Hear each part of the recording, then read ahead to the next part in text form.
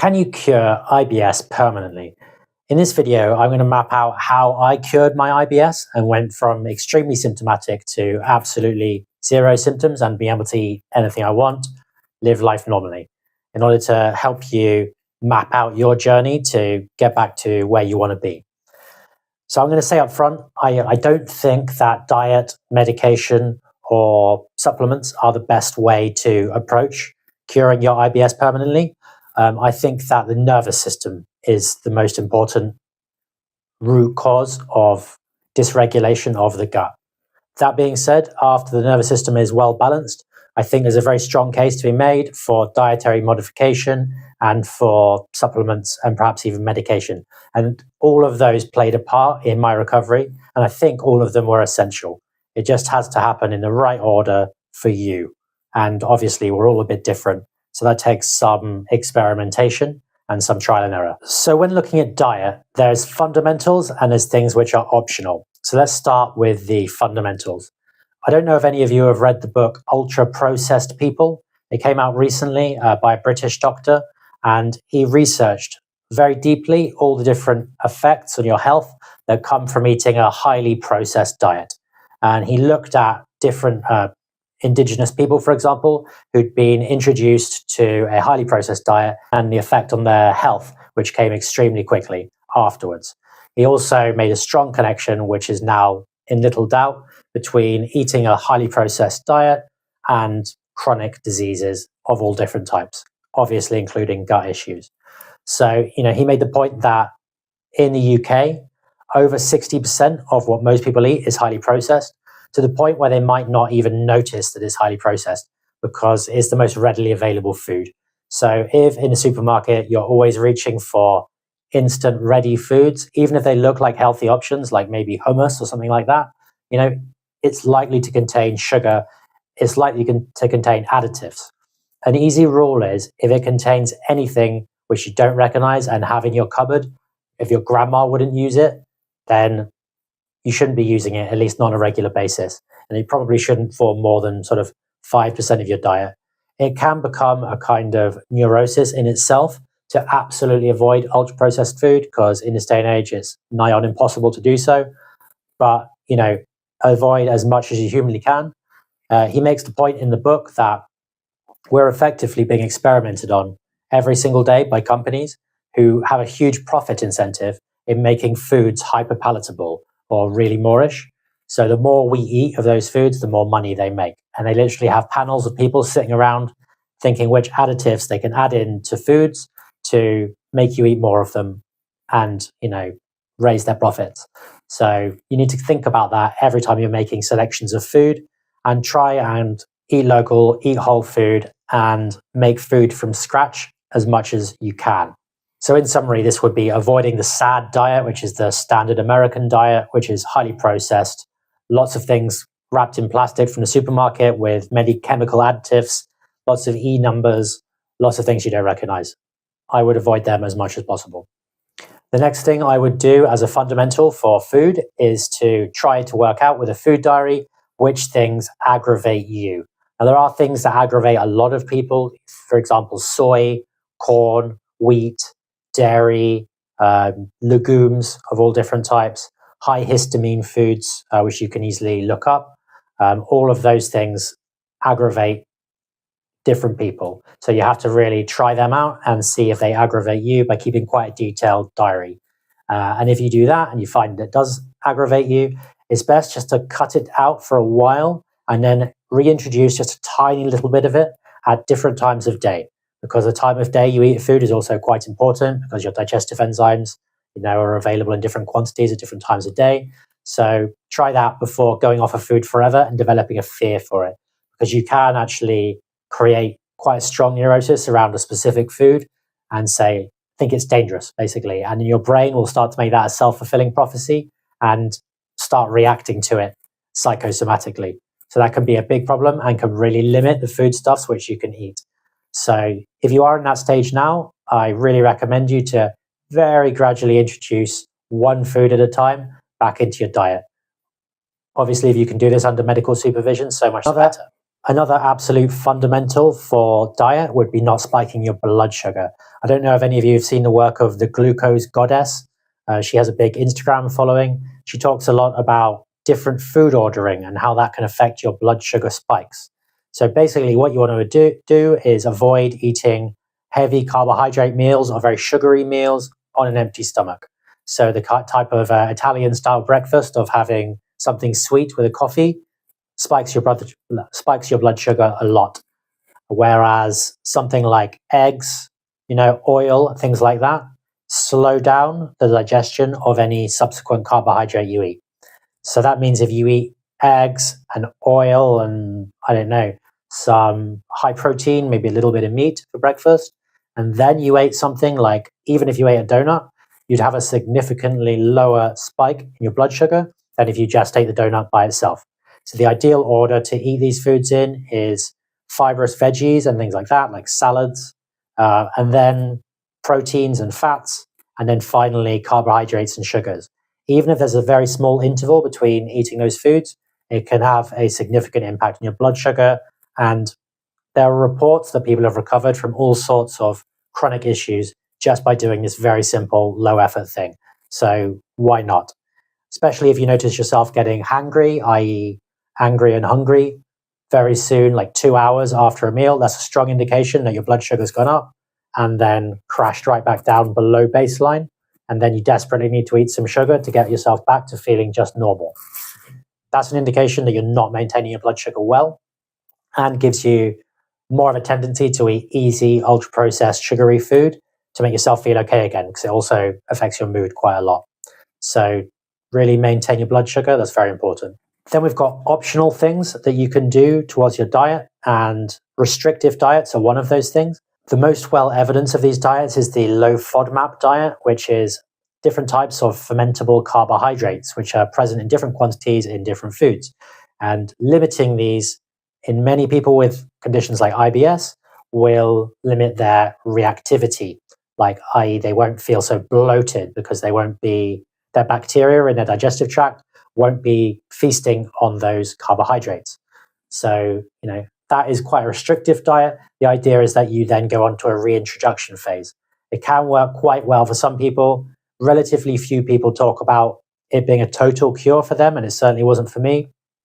But it can prevent you from burping all the time, feeling bloated and gassy and generally less miserable. So that's a good step forward. But I see it as symptom management more than a cure in most cases. There's also the GAPS diet.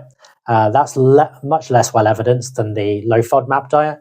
It goes under the theory that certain foods are inherently inflammatory and create a thinning of your gut wall or your gut lining, creating a condition called leaky gut. Things like grains and dairy are considered inflammatory foods, and according to the GAPS diet, are to be avoided to allow repair of the digestive tract. If you want more information about the FODMAP or GAPS diet, see in the description below, and you can download a meal plan for either of those diets. The next thing is supplements. And one thing I would be very wary of is any online doctors who are telling you that their supplement is the only way to recover from IBS or digestive issues, or their probiotic or whatever it is, their thing. There's a lot of money to be made in supplements, and a lot of people for this reason will recommend only this supplement and say this absolutely is the thing you need. It may well work for some people, even really well, but that doesn't mean you absolutely need it. And there's a lot of ways to recover without any specific supplement. So do not be taken in by any of those claims. There are too many supplements to go through them all, so I'll just tell you the top 3 that really helped me. There was slippery elm, which is a dark ground root, which comes in a powder generally, and you can mix in water, and is very soothing for the gut. And that just really worked well for my system. Not to say it'll necessarily work for yours, but it's a very low risk thing to try. There's mastic gum, which you chew like a chewing gum. I think it comes from a tree resin in Greece. And for acid reflux or GERD, I find that absolutely spectacular. If I've ever got GERD, if I chew that for a while, it just seems to relieve it. Absolutely wonderful stuff, and apparently very healthy. The other thing is probiotics. The quality and type of probiotics matters massively. So if you just think you can buy any off-the-shelf probiotic from the pharmacy and that's going to have the same effect, not the case. So, you do get what you pay for with probiotics. And also the strain is extremely important. So it might be that you do really well with a single strain of probiotic and not with another one. I've included a small guide to probiotics in the description below if you're interested in learning more, including one I really recommend because I've seen it work for a lot of people. But again, I'm not saying it's the only probiotic which will work. I just say it's one I know is very high quality and worked very well for me. If you don't want to take probiotics as a supplement, you can buy kefir and culture your own yogurt drink. That can be great for a lot of people, not so great for others. So you really have to test it out and go very, very low and slow with probiotics. Take the tiniest amount, like the tip of a spoon, and the tip of a teaspoon, that is, and just have it once a day with some water. See how you react, and then gradually ease in a tiny bit at a time. Going gung-ho, like Maverick style, can really backfire and then make you think that probiotics are bad for you, when actually what you're experiencing is a die-off reaction. So beware of that. The final supplement, which I would really recommend, is digestive enzymes. That's often hydrochloric acid with things like pepsin, which is a naturally occurring enzyme in your stomach. If you have that slightly before and potentially after a meal as well, that can help you digest your food better by raising your stomach acid. Even if it feels like your acid reflux is caused by excess stomach acid, and sometimes that's what the medical system leads us to believe, and they prescribe us with acid blockers, actually the problem is very often low stomach acid, causing food not to be digested properly, to then be fermented by bacteria in the colon and create gas, bloating, and reflux as the gas pushes the acid back up into your esophagus. So that's really, really effective for a lot of people and can be one of the very early kind of root causes in the chain. It's not the first, but it's very high up. So let's take that as an example. What would cause low stomach acid? So the number one thing would be a dysregulated nervous system. And what causes that? Stress and anxiety. So this is the number one thing I think you should do in order to cure IBS permanently. If you do all this other stuff and you still have a dysregulated nervous system, the likelihood is that you're still going to experience symptoms, whether that be digestive symptoms or fatigue or irritability or whatever, because your system is in a permanent state of fight or flight. Now, there are different ways to get yourself back into a place of rest and digest, which is the parasympathetic nervous system, and is when you feel relaxed and your digestion naturally feels like it can get started. We don't have to divert that energy towards survival. We're in a safe place. Our body can put its resources towards digestion. So things like therapy can help. Things like nervous system work, humming, vagus nerve work, relaxation, all help to regulate your nervous system. But what I find as a hypnotherapist is that we have unconscious knots. And what I mean by that is like loops of beliefs which are tied up between our unconscious mind and our body.